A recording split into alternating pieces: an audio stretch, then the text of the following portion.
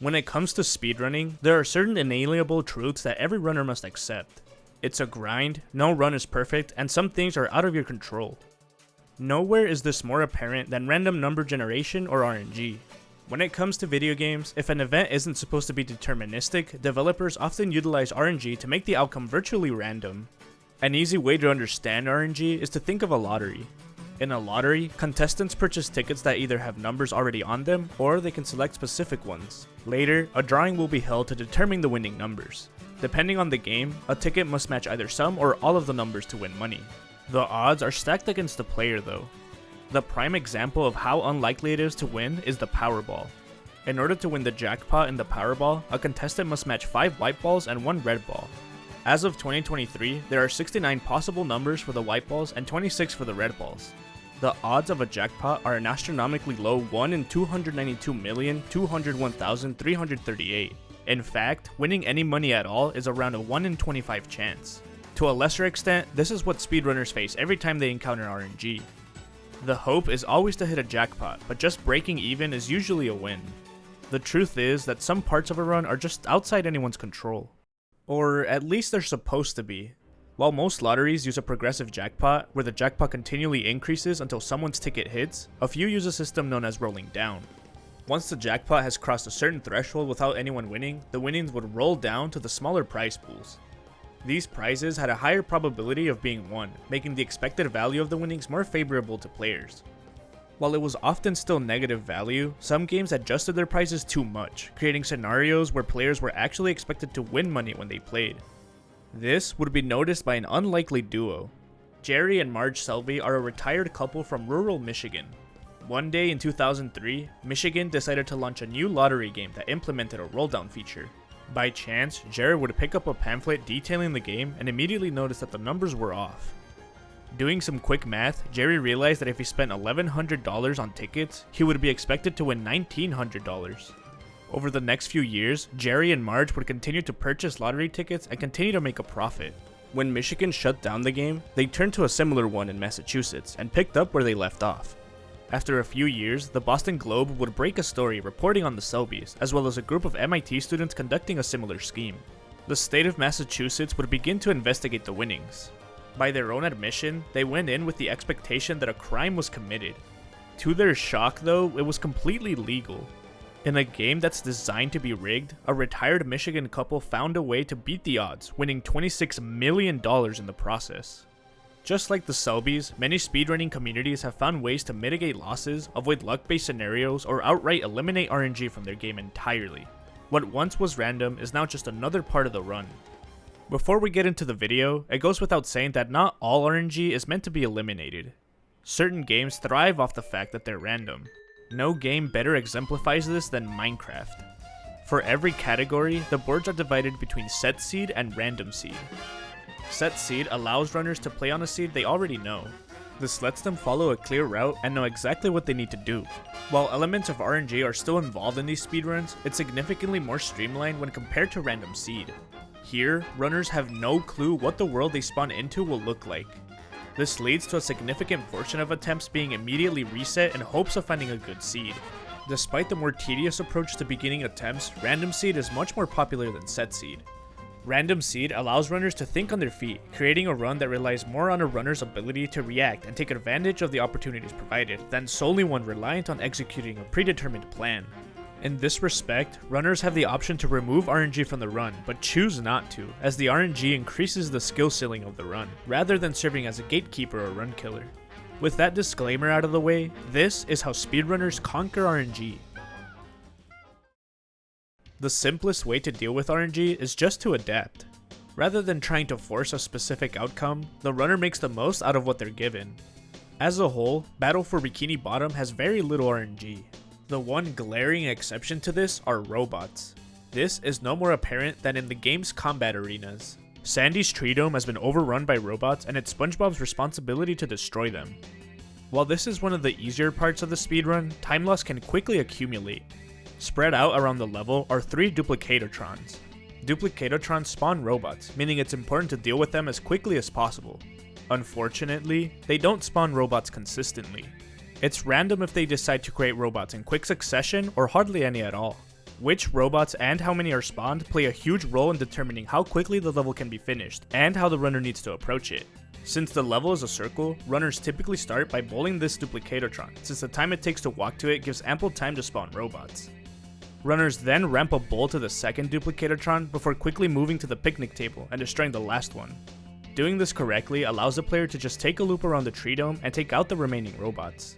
Near the end of the loop demonstrates the importance of adapting to RNG. When an object falls on SpongeBob, the game quickly displaces him so he doesn't get stuck.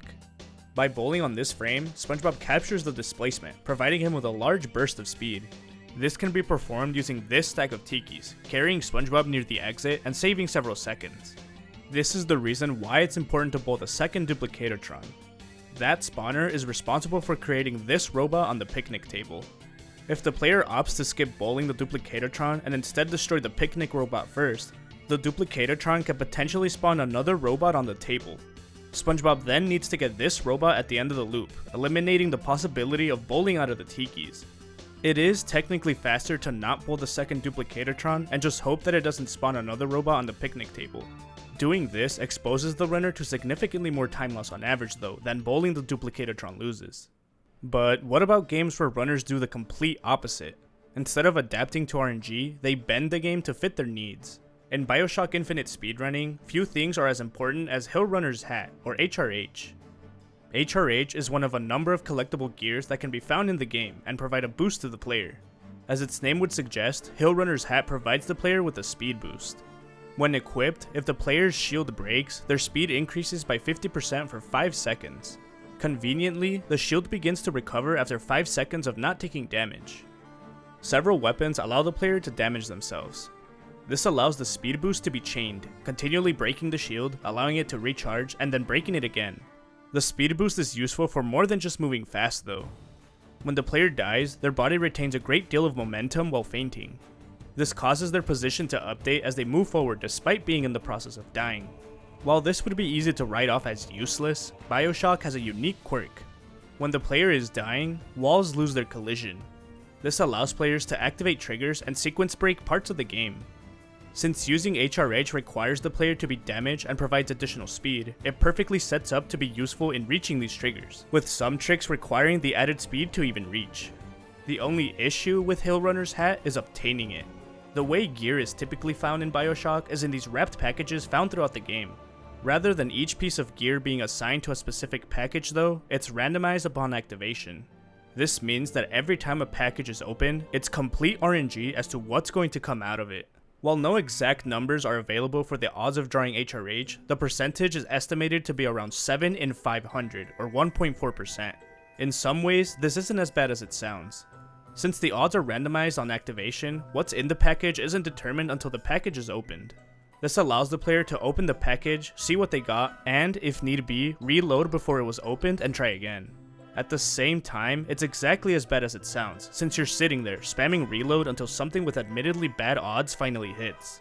While it goes without saying that it's possible to get lucky and pull a hat from the bag on your first try, it certainly isn't likely. In fact, the any % world record lost around 3 minutes in this segment. Even this partially hides how bad this part of the run is. While the run lost 3 minutes, it took nearly 8 minutes to get HRH. Since BioShock uses in-game time, loading times are removed from the run. While it's nice that most of the time spent getting HRH is factored out of the runner still needs to wait through the loads. To further add insult to injury, the first opportunity players have to grind for HRH is nearly half an hour into the run, meaning the player needs to work through a significant part of the run just to hope RNG allows the run to live. When faced with such clearly egregious odds, it was clear that something needed to be done. Unfortunately for their community, the game seemed to provide no remedy for their problems. There was no way to make obtaining HRH less random, no reroute to move the grinding earlier, and no option to remove it from the run. This forced the community to make a difficult decision. For the sake of creating a more enjoyable speedrun, any % was split into 2 categories. The original any % remained as it is, with RNG untouched, but a new category dubbed any % HRH mod was created. As the name would suggest, the category would allow the use of a mod that guaranteed an HRH dropping. This gave runners the choice to continue running the game normally and hope for good RNG, or play the modded version. While some games provide the player with no control over RNG, others are the exact opposite. Pokemon is a series that needs no introduction. As speedruns, they're among the most broken games out there. They also tend to be among the most RNG heavy games. 4th gen Pokemon games have a unique way to combat this though. Through precise change of movement, players are able to manipulate the vast majority of instances of RNG over the course of the run. The extent to which RNG can be manipulated includes getting a guaranteed perfect starter Pokemon, avoiding unwanted encounters, induce specific encounters to occur, and even causing Pokerus to be generated on the player's Pokemon after a battle, doubling the EVs the Pokemon gains after. Manipulating RNG is a very careful balancing act though. To start, players need to set their console to a specific date and time. They then proceed to restart the DS and immediately turn it back on. After this, they need to begin the game on a specific frame so that they're on the correct RNG seed to begin the run. While this alone would be an impressive display of control over the game, Pokemon doesn't make it so easy. Over the course of the run, the RNG seed will frequently change, meaning nearly every aspect of the game needs to continually be accounted for in order to keep the RNG manip. This includes things like NPCs. If an NPC is standing still, they don't contribute to RNG advancing, but if the player is in an area where the NPCs move, RNG will increment. This even occurs when the NPC is off screen. Other things that change the RNG seed is the number of steps the party takes, with it changing every 128 steps. This makes movement especially important as walking a tile out of the way can completely mess up seeding. Additionally, party size factors into the number of steps taken, so routing movement isn't even as simple as counting tiles. Each encounter the player faces will also change the seed, and even how the player mashes through the cutscene after a battle. The degree to which even the most minute detail needs to be accounted for extends to something as simple as not idling too long on the intro screen. While RNG manipulation is very restricting when performed, it can also provide the player with a lot of freedom. In the Diamond Pearl any % speedrun, the player only needs to perform up to getting their starter Pokemon to finish the route. The movement during this part of the run is also among the most straightforward in the game, making the barrier of entry rather low. That said, runners still have the option though to carry the manip much further into the run. In doing so, they'll have to perform much tighter movement. This rewards players who want the added challenge with a faster and more predictable run, while not being overly burdensome on some players who are not ready for such a precise trick. Throughout the run though, there are only a few times where a player can feel safe that RNG is not incrementing. In areas where there are no moving NPCs, there aren't any external factors changing the RNG seed. If the player is ever in a menu, the RNG is frozen, meaning that any time wasted in the bag is fine and won't ruin a run. When in a battle, the game's primary form of RNG is paused, with the game instead relying on battle RNG to determine outcomes. This is one of the only forms of RNG that can't be manipulated. Battle RNG refers to the events that occur while in combat, such as critical hits. This is one of the biggest differences between speedrunning Diamond Pearl and Heart Gold Soul Silver. In Diamond and Pearl, the RNG seed changes every frame the player is in battle, including frames where the game lags. This takes the ability to manipulate the RNG completely outside of the runner's control, as they would have to both be frame perfect in their actions and hope that the game doesn't ruin anything by lagging. In Heart Gold Soul Silver, while still incredibly difficult, it's a bit more realistic. The instance of RNG is determined by the frame a player enters the battle. In this respect, it can be manipulated if the player is frame perfect in their actions and enters the battle exactly when they want to. To underline the impracticality of completely frame perfect gameplay, let's take a moment to understand what this looks like. Gen 4 Pokemon games run at 30 frames per second. The time it takes this wheel to make one full rotation is a second. Each of these segments represents one frame. Take a moment and see how many times you can stop the spinner in this segment.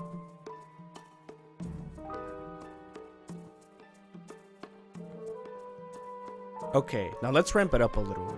Instead of just trying to stop the spinner in the same segment, the segment is going to change. The segment will turn yellow on the rotation before you're supposed to stop it there, and then green where it's correct.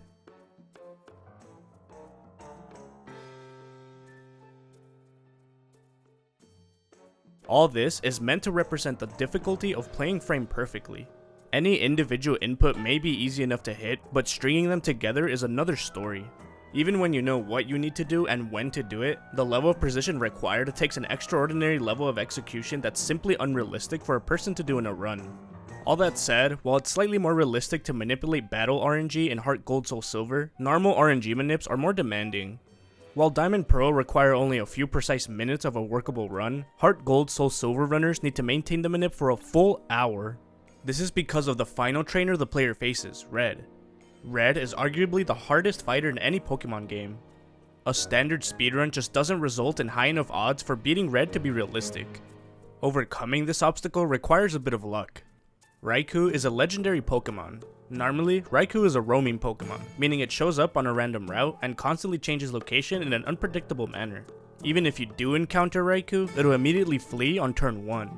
By carrying the RNG manip far enough into the game, the runner is able to force an encounter with Raikou. Just doing this wouldn't be enough though. In the very beginning of the run, the player is assigned a trainer ID.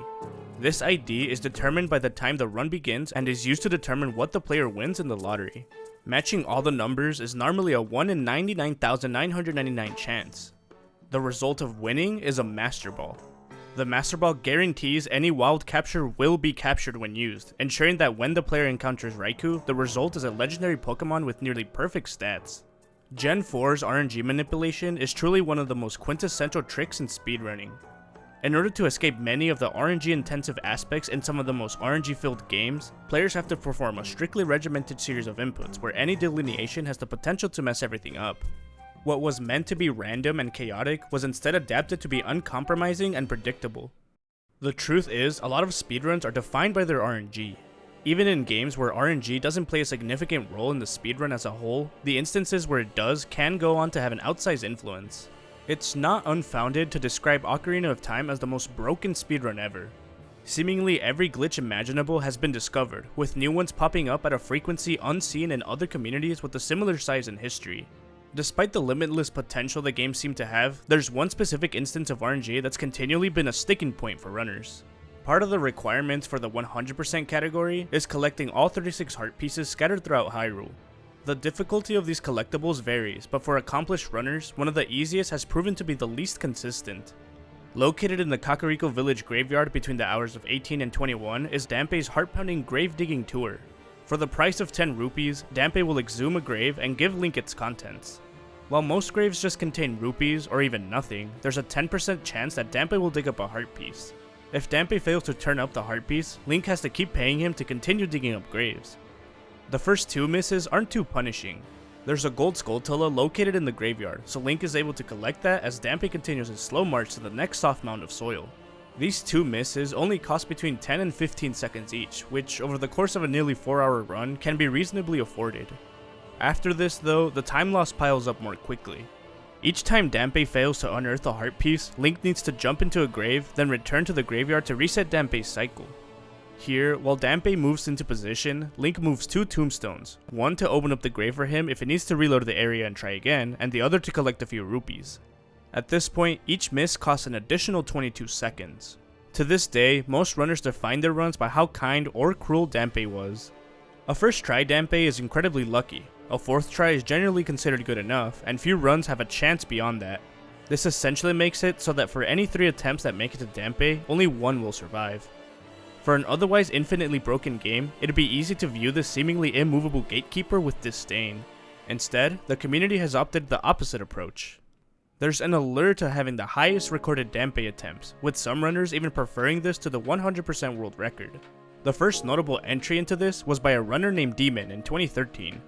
Demon entered the graveyard very far ahead of his PB. With a margin of 7 minutes on his side, Demon would still be ahead even if he hadn't gotten the heart piece after 20 tries, an outcome that only happens around 1 in 8 times. This wouldn't be the case though. Demon's time save had come and gone, with his splits now in the red. Despite this, he kept on going. Earlier, when the run still had a chance, there was a bit of exasperation to Demon's voice, as he knew he was being cheated. I think my cartridge is cursed. As the attempts continued to pile up though, the frustration seemed to melt away. It was no longer Demon's run, it was Dampé's, and Demon knew he was just along for the ride. To underline just how bad Demon's luck had been, normally between the rupees collected during the run and provided by Dampé, runners will have enough to get the heart piece regardless of how many attempts it takes.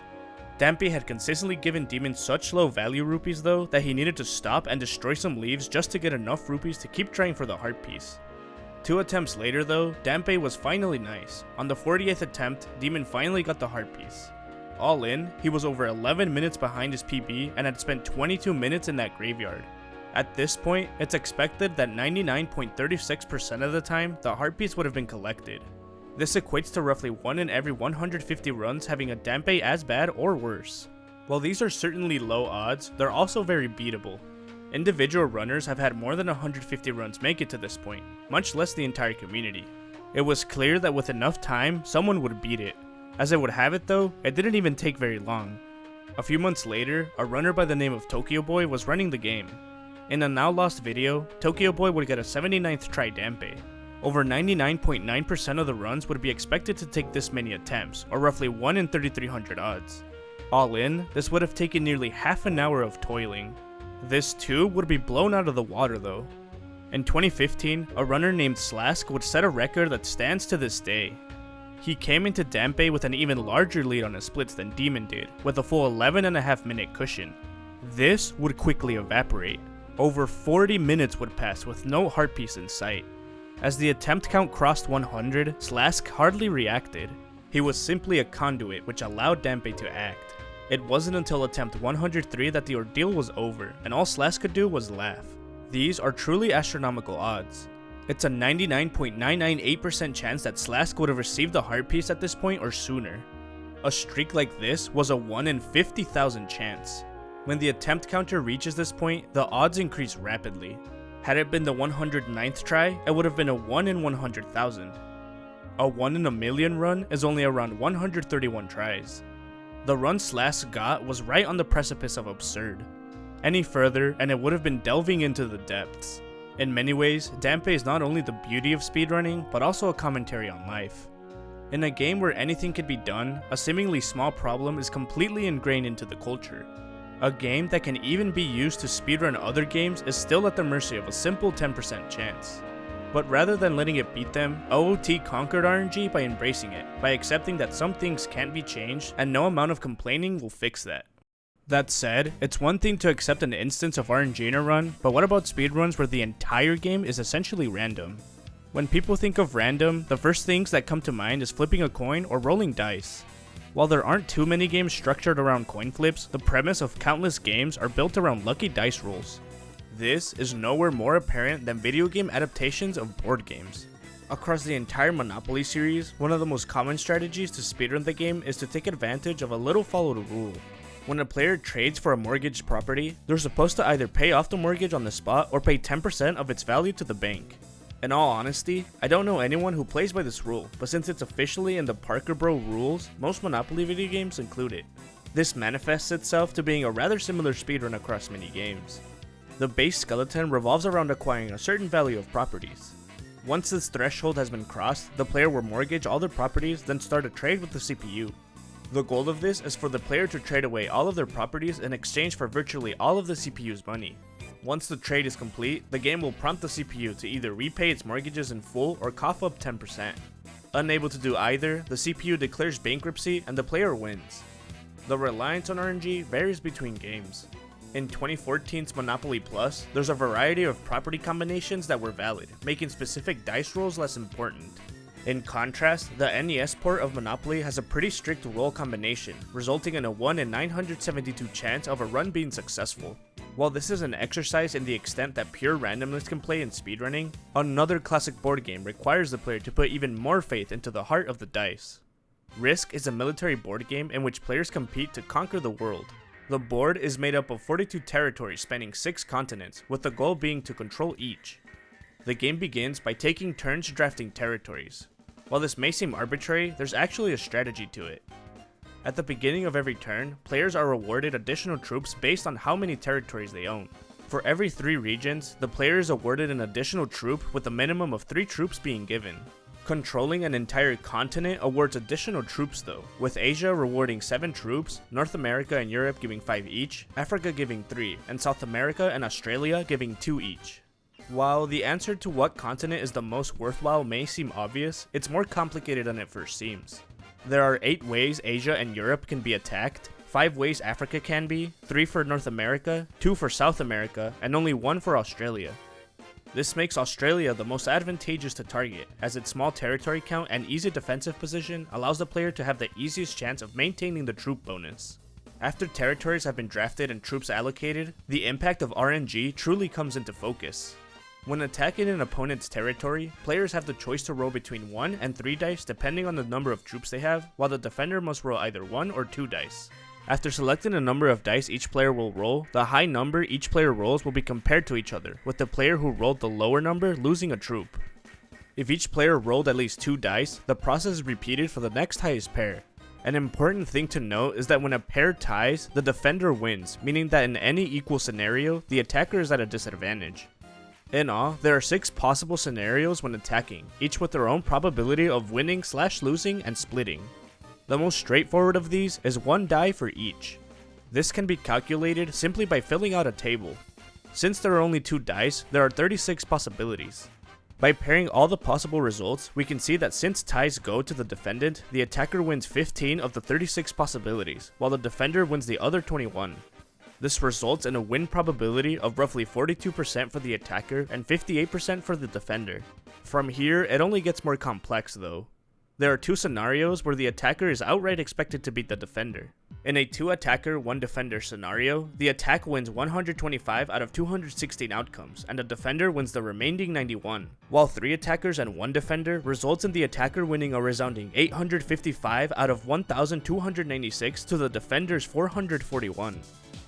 The most lopsided result though is when there are 2 defenders to 1 attacker. Here, the defense wins 161 out of 216 contests, or nearly 75% of the time, to the attacker's remaining 55 wins, or just over 25%. The most complicated results stem from when there are multiple attackers and defenders. This adds the possibility of a split result, where both the attacker and the defender win a pair, resulting in both sides losing a troop. In a 2-on-2 scenario, the attacker wins 295 out of the 1,296, while the defender wins 581 times. The remaining 420 outcomes are split, meaning that around 32% of the time, neither side comes out unscathed. The most even outcomes arise when it's 3 attackers against 2 defenders. Here, there are an incredible 7,776 possible outcomes, with the attacker winning 2,890, the defender winning 2,275, and a split occurring in the remaining 2,611, resulting in rates of approximately 37%, 29%, and 34% respectively. In this sense, speedrunning risk is entirely luck. There is a correct strategy to playing and carrying it out efficiently, but the outcome is truly outside of the control of the runner. Every time a player attacks, they are continually rolling dice until they either win the territory or run out of troops. The main strategy in the speedrun is getting a good territory draft, claiming Australia as quickly as possible, and stockpiling troops. By having as many troops on a territory as possible, it puts the runner in a situation where they have either a 3-on-2 or 3-on-1 advantage as often as possible. This gives them the highest chances of winning each round, minimizing losses to conquer more territory. Due to the way Risk's video game is designed though, the dice rolls are never seen. All the player sees is how many troops were lost and if the territory was claimed, further underlining how random the results are by not showing how they happened. There's a military concept known as the fog of war, which refers to the uncertainty armies face while in combat. For however well planned an operation is, there's a degree of riskiness attached to it. Minimizing unpredictability can often be the difference between winning and losing. At the core of speedrunning is the same concept. Most games try to minimize what's outside of their control, whether that means adapting, manipulating, or outright removing. On the flip side, other games thrive in this randomness, seeing the uncertainty the games provide them and using it to the fullest. For most people, a healthy amount of RNG is essential to speedrunning. Every run that's lost to bad luck is in turn rewarded with those attempts that seem blessed to go the distance. In essence, speedrunners conquer RNG the same way they conquer everything else. They just keep running. Thank you, and see you again real soon.